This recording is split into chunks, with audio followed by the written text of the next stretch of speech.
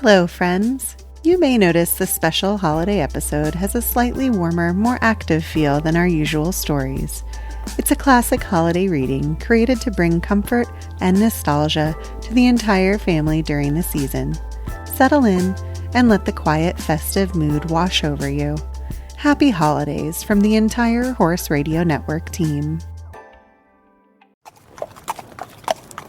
You're listening to Horse Radio Network, part of the Equine Network family. Welcome to Sleep Stories for Equestrians. I'm your host, Ashley Winch. We're so happy you're here to relax and unwind. If you fall asleep and miss the story, we will recap it at the beginning of the next episode. We've also selected and edited these stories for ultimate relaxation, removing any stressful bits without affecting the story's integrity, so you can focus on drifting off to sleep. With that, let's settle down and prepare for our story.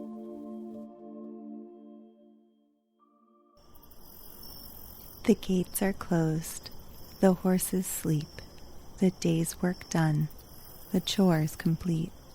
Now let us rest, our bodies and minds.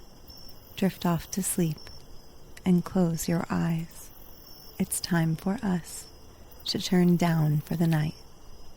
Now let's breathe in, breathe out, and turn off the light. One more time. Breathe out, breathe in. Now, let us begin. Santa Claus's Pony by Ella F. Mosby. It was a little town in Belgium. There were storks' nests on the high red roofs to which the children pointed as they pattered by in their little wooden shoes, and there were small carts drawn by the strong draft dogs of Flemish breed, looking at their owners with patient, faithful eyes. There were old churches and houses telling a story in wood or stone to every passerby. In one of these old houses, built with gables and little balconies, and with a date and the name of the builder carved over the door, once lived two boys, Jan and Peter Stein. They were sons of a thrifty and honest Flemish burgher, who gave with an open hand to God's poor, of whom there were very many after the sad wars those days. There were so many indeed that the good burgher's own household lived very plainly, except at the joyous Christmas time, when all Christians keep feast. The children in Belgium have a charming Christmas legend about Santa Claus's pony. They always place their wooden shoes on the window ledge, stuffed full of oats, hay, and fodder for the dear Christmas pony. In the early morning, they run on tiptoe to look, and behold, the hay is all gone. The shoes are brimming over with toys and sweet treats. Then the children clap their hands with glee and wish they could only have waked up in time to see the pony munching his oats. That would have been such fun. Christmas week in Burger Stein's household was one of great plenty, and not only every friend, but every beggar that knocked on the side door had a share. There were black puddings and liver puddings, geese stuffed with chestnuts, and more than one noble turkey with truffles. And for at least a week beforehand, the little mother was busy in the kitchen, mixing the rich Walloon wafers that made little Peter's mouth water, even when he happened to be thinking of them on a midsummer day. Jan was 4 years and a half older than Peter, and he did not care so much either about the plain living all year or the stuffed geese and wafers at Christmas.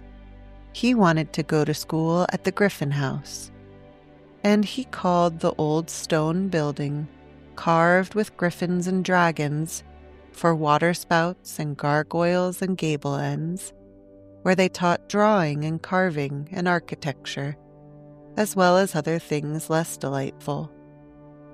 Now he and Peter went to school to Captain Jacoby, who asked very little money but also taught very little learning. How could he, when he had been fighting all the time until he lost his leg?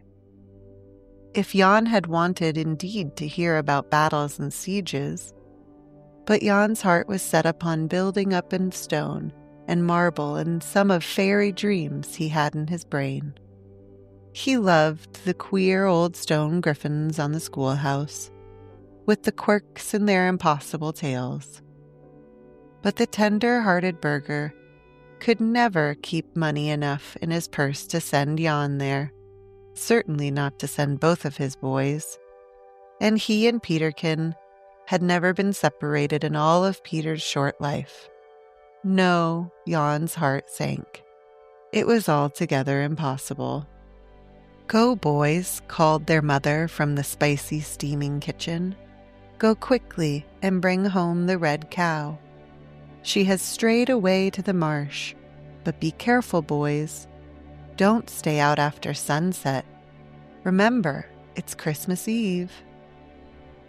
As if they had forgotten it for one moment during the day, as if their Sunday shoes were not already arranged on the tall window ledge and filled with oats and hay and grass for the Christmas pony. To Peterkin's affectionate heart, the Christmas pony was a wonderful and glorified creature. On summer holidays, when Santa Claus was busy in his workshop, fashioning toys for winter delights, he imagined the white pony, with its fiery, shining eyes and long, waving mane and tail, as free, like himself, and enjoying many an untrammeled run and caper in paradise pasture. Having once seen a picture of the Greek Pegasus, he confessed to his brother that he never thereafter thought of the Christmas pony without wings, though hidden, doubtless, to ordinary vision by his long silvery mane.